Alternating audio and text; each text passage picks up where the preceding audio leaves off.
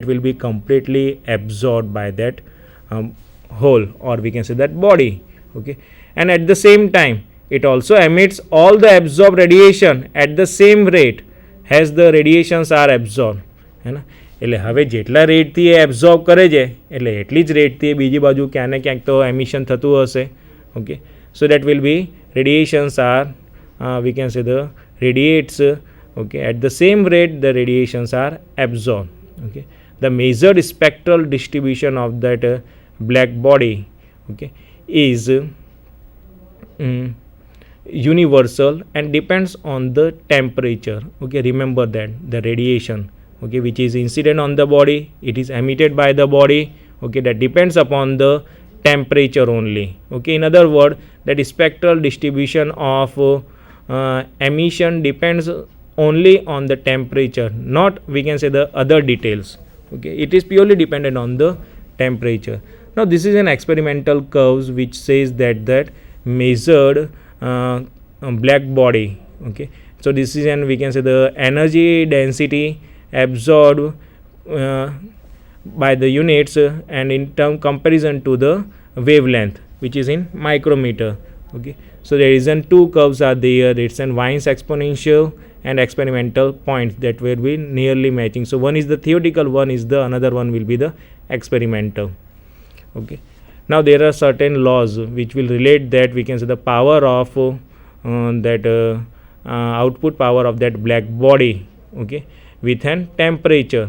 Okay, so here that P, that's a total power output of a black body, is equals to that sigma A E T raised to 4.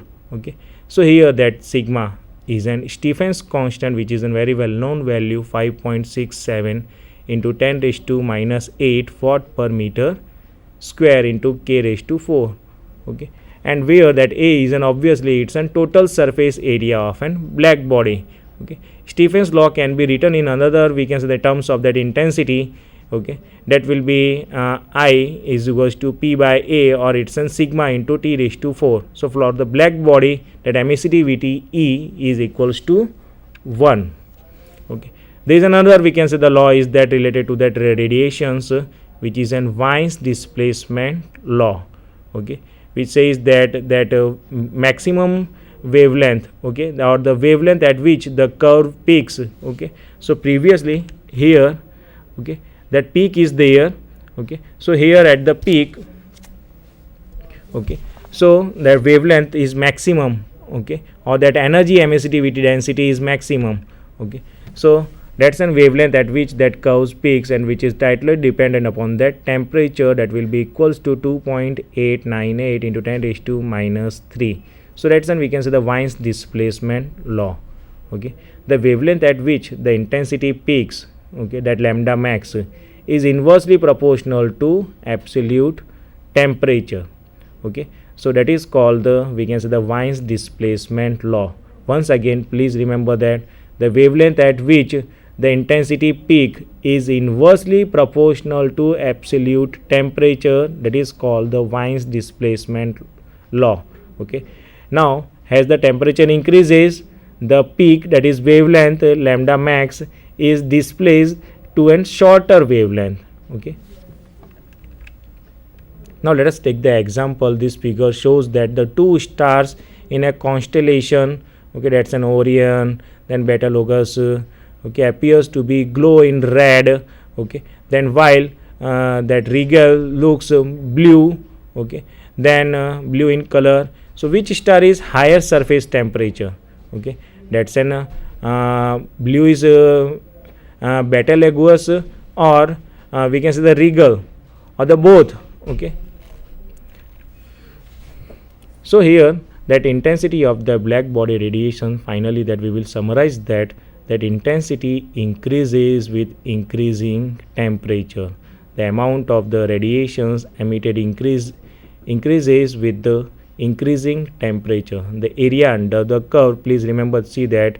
Okay, so here that the area under the curve, okay, that says that the amount of radiation and emitted increases with the increasing temperature. As the temperature increases, intensity increases, and whatever the curve that we have said, okay, that represents the radiation, emitted radiations. The peak wavelength decreases with increasing the temperature. So initially as the wavelength increases, so intensity increases, then it goes to that maximum, we can say the peak, and then as the wavelength is still continuing increasing, આગળ વધતી જાય છે, wavelength increase થતી જાય છે, તો intensity peak પર ગયા પછી ડિક્રીઝ થાય છે. સો intensity will goes on decreasing. Okay, let us take that, we can say that example. Okay, find the peak wavelength of black body radiations emitted, okay, by the sun, okay, that is at 2000 Kelvin, or the tungsten of light bulb at 3000. The solution is that A, the sun is 2000 Kelvin. Okay, that's and we can say the maximum peak of that black body radiations. Okay, so by the Wien's law, displacement law, that's a lambda max is 2.898 into 10 is to minus 3 meter Kelvin per 2000 Kelvin, and final answer will be that 1.4 micrometer. So which says that this is that's radiation of that sun is at in the infrared region. Okay, while for the tungsten bulb light having that temperature T1000, now substitute that value in the Wien's displacement law.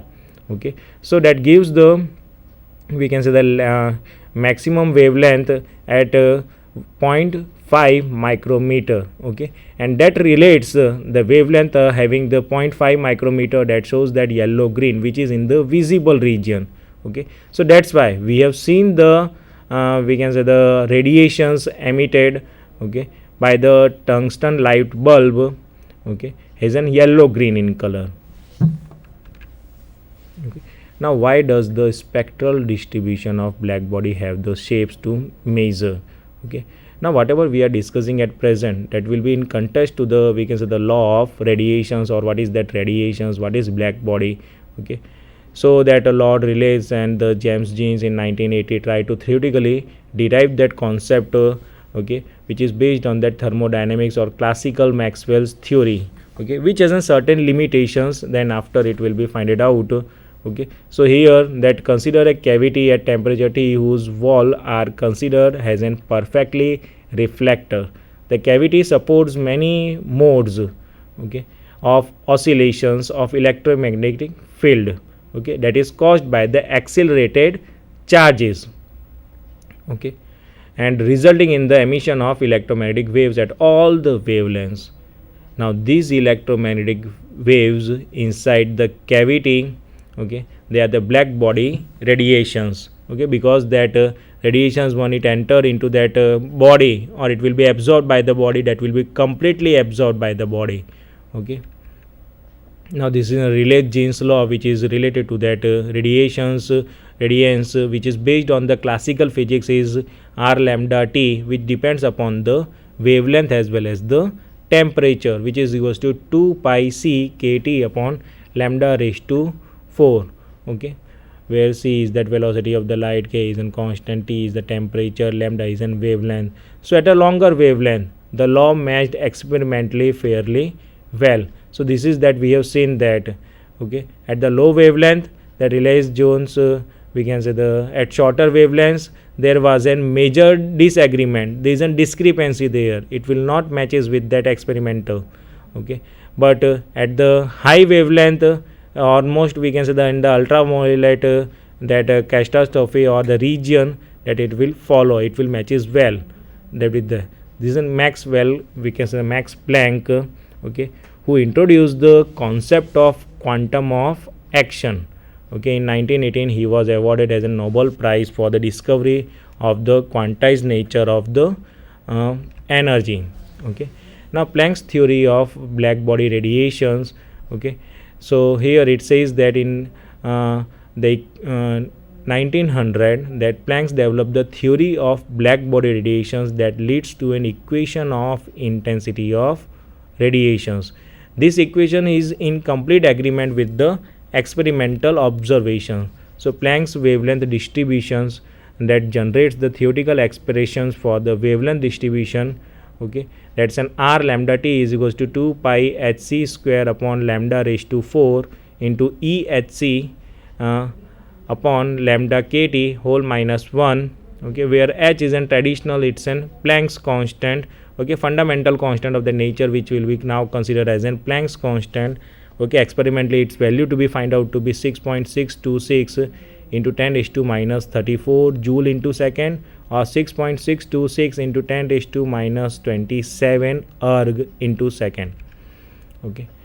Now at a longer wavelength, that Planck's equations reduces to the Rayleigh-Jeans expressions, okay. This is shown by that following formula, which is in the exponential term E hc upon lambda kt is equals to 1 plus hc upon kt. So this is an expansion, okay. Finally, if you consider that in the longer wavelength limit, that multiplier hc is very less than lambda kt, okay. So finally hc upon kt at higher terms, that can be negligible, okay. That's an power value will be almost negligible value, okay. So that's why the following term will be 1 plus hc upon lambda into kt. So this can be, we can say, the very helpful to find out the wavelength, okay. So at a shorter wavelength, it is predicted that the exponential decreases in intensity with decreasing in the wavelength. So this is in general in agreement with the experimental results. So comparison between the Planck's